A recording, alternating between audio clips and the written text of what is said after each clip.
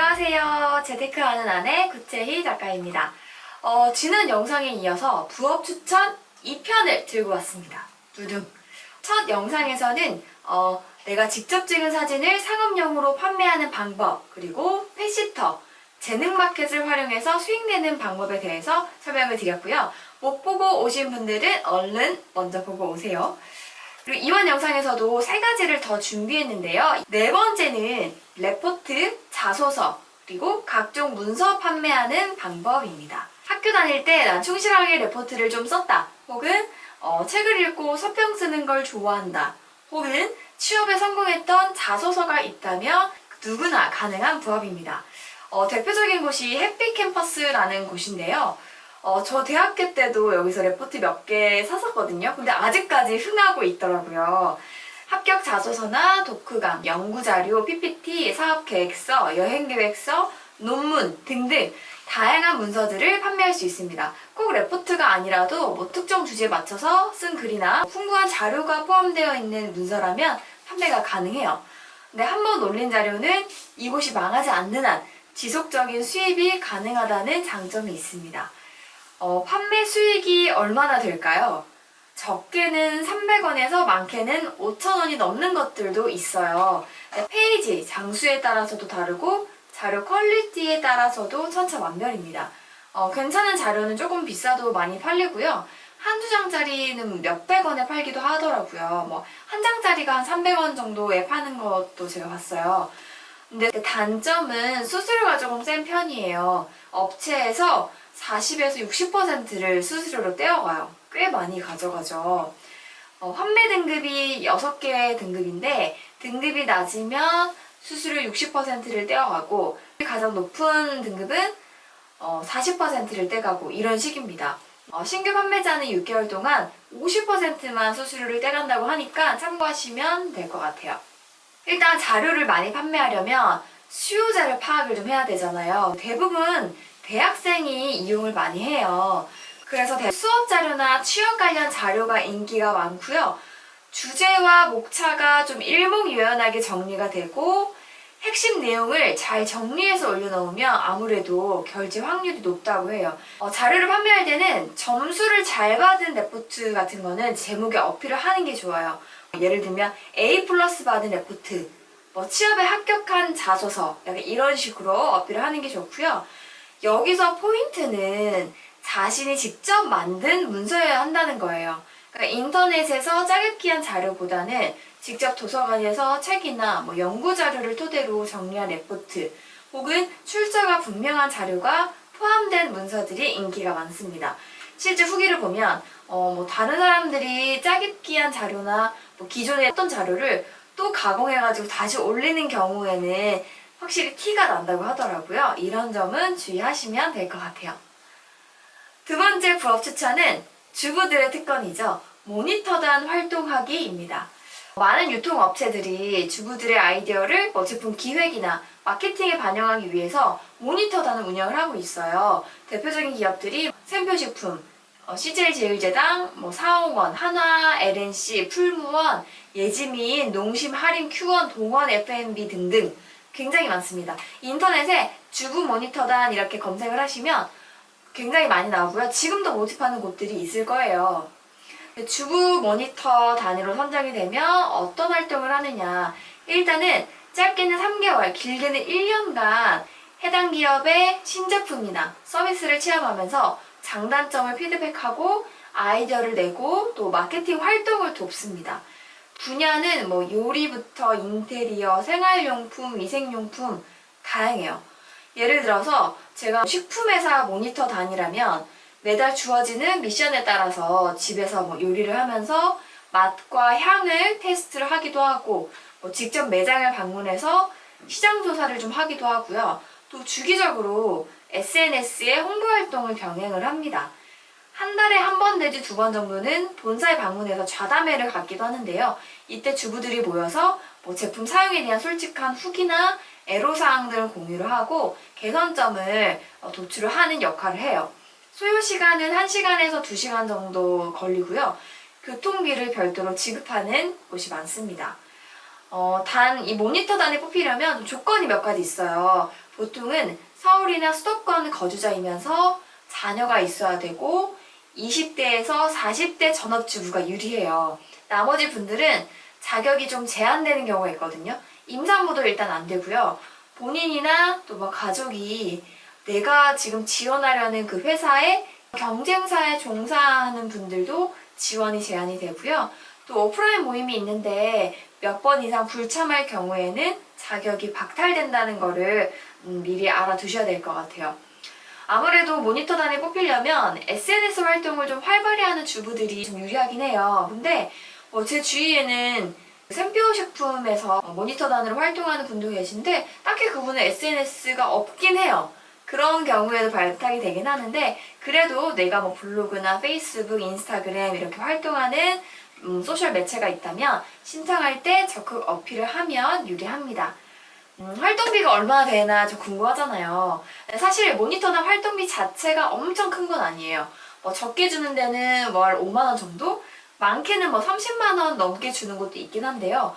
그럼에도 불구하고 제가 모니터단을 추천하는 이유는 일단 각종 생활용품이나 식품들, 서비스를 체험해 볼 수가 있고 또 회사 문화 행사나 이벤트에 우선 초대되거나 우선 발탁이 되는 혜택을 누릴 수가 있어요. 어차피 생활을 하다 보면 주기적으로 생활용품도 사야 되고 장도 봐야 되고 이러거든요. 근데 이런 비용들을 모니터단을 통해서 아낄 수가 있으니까 1차적으로 또 내가 우수 활동자로 선정이 되면 별도의 상품과 보너스를 추가로 받고요. 무엇보다 꼭 부업이 아니라도 경력이 단절된 전업주부들에게는 새로운 커뮤니티를 만들 수 있는 기회가 좀 생기는 것 같아요. 나중에 내가 재취업을 할 수도 있잖아요. 근데 내가 모니터단 활동을 하면서 내가 제안한 아이디어가 반영이 된 신제품이 나온 적이 있다. 그러면 이걸 또 어필할 수가 있잖아요. 굳이 재취업을 하지 않는다 하더라도 내 의견이 반영이 돼서 어떤 신제품이나 서비스가 나왔을 때 성취감이 크거든요. 집에서 육아를 하느라고 회사를 다니지 않는 분들은 이런 모니터단을 관심 있게 보셔도 괜찮을 것 같습니다. 마지막으로 6번째는요.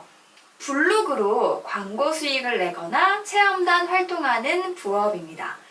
나는 글 쓰는 걸 좋아한다. 혹은 앞으로 블로그를 한번 해볼 생각이 있다 하시는 분들께 추천을 하고 싶은데요. 블로그로 얻을 수 있는 수익은 크게 체험단 그리고 광고 수익이 있어요. 돈을 받고 광고 포스팅을 하는 경우도 있는데 사실 그 부분은 어느 정도 이웃수랑 방문자 수가 좀 잘 나오는 파워블로거 분들의 좀 영역이라서 그거 제외하고 설명을 드릴게요. 먼저 조금만 노력하면 낼 수 있는 광고 수익은 네이버 블로그를 운영 중이라면 애드포스트가 있고요. 다음 티스토리 블로그를 운영한다면 애드센스라는 게 있습니다. 이게 뭐냐 하면 포스팅을 할 때 블로그의 하단이나 사이드나 내부에 그 포스팅과 관련 있는 그런 광고를 텍스트나 이미지 형태로 노출시키는 걸 말해요. 누군가가 내 블로그를 방문했는데 광고를 클릭을 하잖아요. 그러면 수익이 발생을 합니다. 당연히 방문자가 많을수록 유리하긴 해요. 근데 제가 이걸 추천하는 이유는 수익이 많든 적든 방문자가 많든 적든 상관없이 일단 처음 한 번만 등록을 해두면 별다른 노력 없이도 수익이 따박따박 들어와요. 적게는 몇천 원에서 많게는 몇만 원까지 내가 일하지 않아도 돈이 들어오는 약간 아바타 수익 같은 개념이라고 해야 되나? 내가 이런 애드센스를 위해서 블로그를 시작할 필요는 없겠지만 이미 블로그를 하고 있다. 혹은 내가 어떤 이유에서든 블로그를 좀 운영을 해보려고 한다 하시는 분들은 굳이 안 할 이유가 전혀 없죠.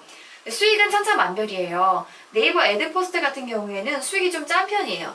매달 적으면 한 몇천 원 정도? 많게는 몇십만 원 정도까지 수익이 나고요. 연간 수익이 12만 5천 원을 초과하면 소득세랑 주민세를 합해서 8.8%를 떼고 수익을 줍니다. 그리고 광고를 달려면 조건이 있어요. 블로그 운영 기간이 최소 90일 이상이어야 되고요. 방문자나 페이지 수가 너무 적으면 등록이 좀 보류돼요.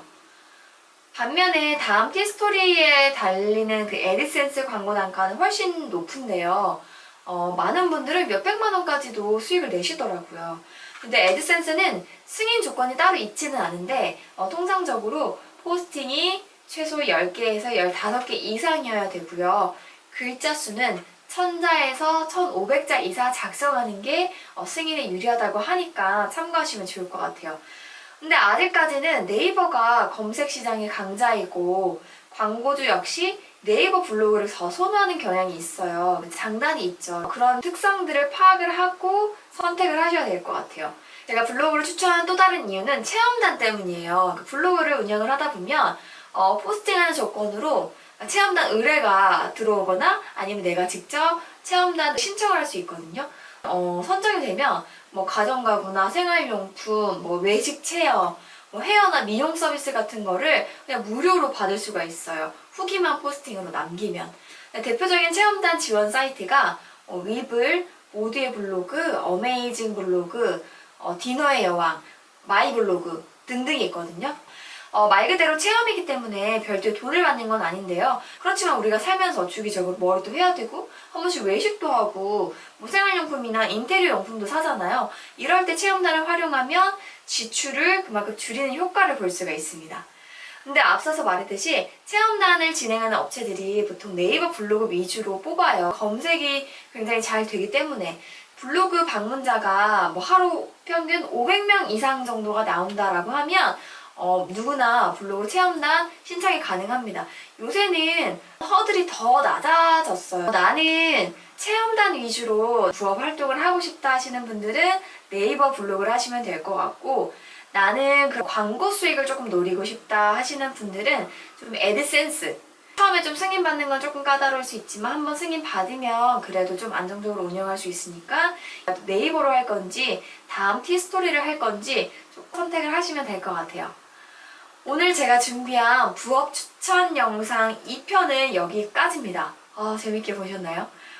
부업이라고 제가 소개를 하긴 했지만 사실 이제는 본업과 부업을 나누는 기준이 좀 무의미한 것 같아요. 왜냐하면 누군가는 본업인데 또 다른 누군가에게는 또 부업이 될 수 있거든요. 중요한 건 실행력이죠. 제가 영상 2편에 걸쳐서 추천한 6가지 부업 중에 관심 있는 거 한 가지만 제대로 공략하셔도 분명히 부업을 올리시는데 도움이 되실 거예요. 여러분의 구독과 좋아요가 제가 더 좋은 콘텐츠를 만드는 힘이 됩니다. 그럼 저는 다음 영상에서 알찬 콘텐츠로 또 만날게요. 모두들 부자 되세요. 안녕!